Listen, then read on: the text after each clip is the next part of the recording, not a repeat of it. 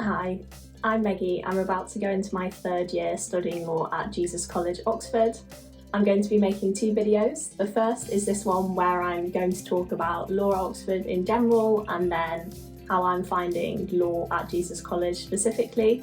The other video I'm going to be making is about the application process. So I'll be going through the different steps in the application process and what the admissions tutors are looking for. So I'm going to start by talking about kind of the basic framework of the Oxford Law degree, the subjects you study. Across the 3 years, you study 12 modules. So in your first 2 terms of first year, you study criminal law, constitutional law, and Roman law. At most colleges, including Jesus, the way you'll do this is you'll study 1.5 modules a term. So at Jesus, we do the whole of Roman law and half of criminal law in Michaelmas, which is the first term, and then in Hilary, which is the second term, we study the other half of criminal law, as well as the whole of constitutional law.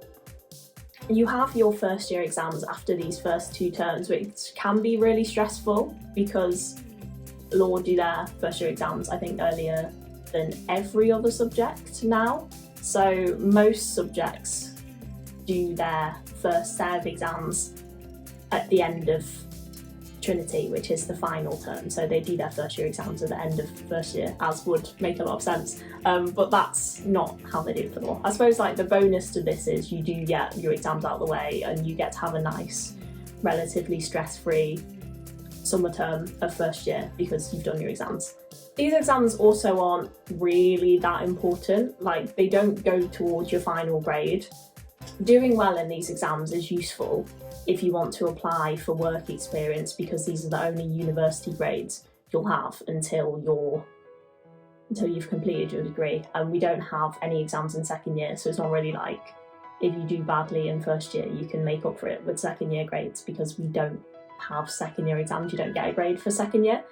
As stressful as they are as well, no one really fails them, so pretty much everyone will get a 2-1 overall as well, which is kind of like the standard you want to be achieving, especially in first year. So not only is it just barely anyone fails, it's also pretty much everyone does decently well. So they're not like the most important or most stressful exams in the world, even if they feel like that at the time. For your first year exams, you go straight on to what we call like final honour schools, which are the subjects you'll get examined on at the end of your final year. You have 7 compulsory modules, so you do contract, tort, trusts, land, administrative law, jurisprudence and EU law, and then you also have 2 optional subjects which you do in your final year. There's a lot of options once you get to final year, but until that point you don't get any flexibility really. So that's one thing to bear in mind with the Oxford Law degree compared to law degrees at other universities. It's just you get a lot less choice. The flip side of that is obviously you are taught really well in the core modules. And as I touched on before, there are no exams in second year. The one thing you have to do in your summer of second year, this is your only piece of coursework, is an extended essay on an optional topic in jurisprudence, so philosophy of law.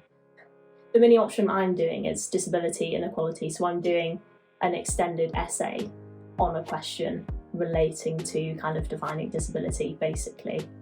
Pretty much everything else is assessed through traditional exam, like 3 hours, 4 essays, you write in your time conditions. There are a few of the optional modules that are assessed through extended essay, but it's normally you get 5 days to write 2 slightly long essays, so normally about 2,000-3,000 word essays in a week. But most subjects, like most papers, are assessed through a traditional exam. That's the framework of the degree. I'm going to move on to kind of how we're taught, how we learn. So the main way we are taught, and this isn't just law specific, this is kind of Oxford specific, is through tutorials. In a tutorial it will be you, your tutor, and normally one other person, sometimes 2 other people, and very occasionally just you on your own. Which sounds really daunting, but the few times I've had, we call them solo tutes, the few times I've been on my own in a tutorial, I've actually found them the most helpful, because you really can just ask the tutor kind of anything, discuss any of the topics you don't understand, which is really useful. You're not getting that at any other university, really.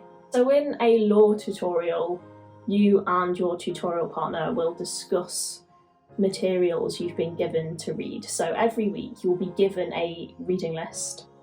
They will quite often start with a chapter in a textbook, which is introductory. This will kind of tell you the basics of a topic, and then you go and read cases and articles which give you all the detail. It's the cases mostly, and sometimes articles, that you'll be talking about in a tutorial.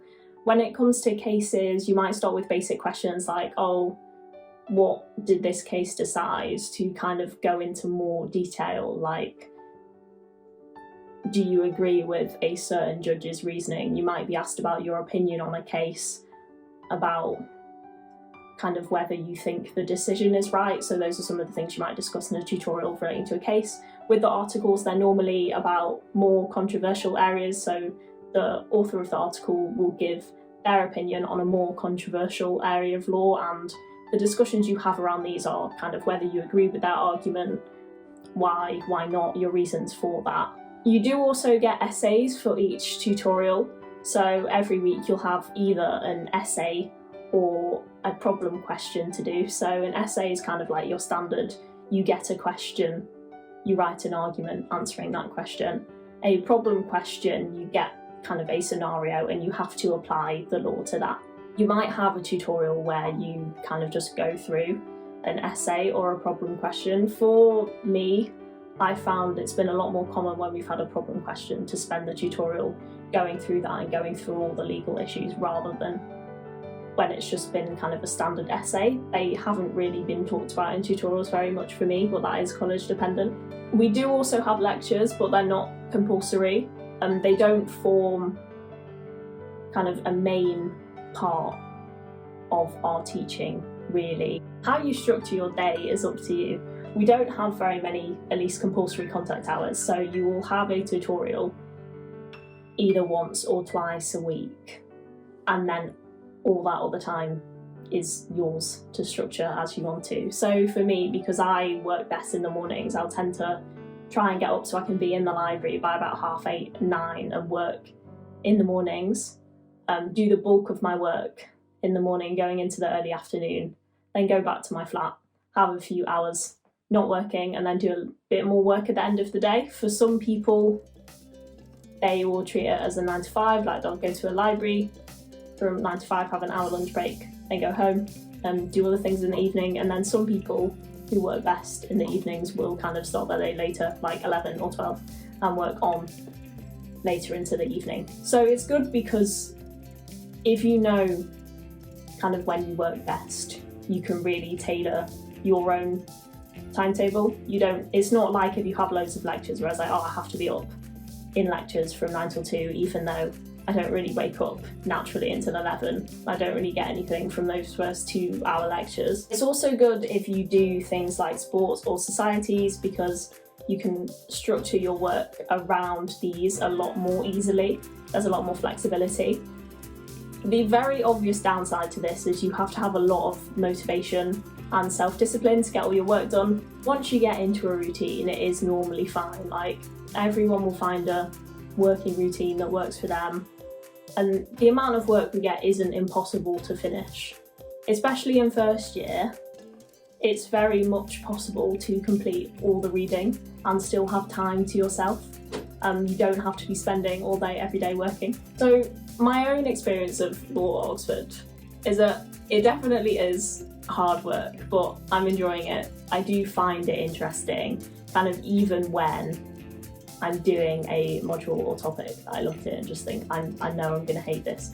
It's very rare that I actually hate a module. There's normally something interesting, that, like, surprisingly interesting about one of the topics. I also just like how relevant law is. It does a lot of the time just feel like the things you are learning are important, which is quite nice. This is basically Law at Oxford. If after watching this video you think, law at Oxford is something you'd like to do, watch my other video because I will go through the application process and what they're looking for.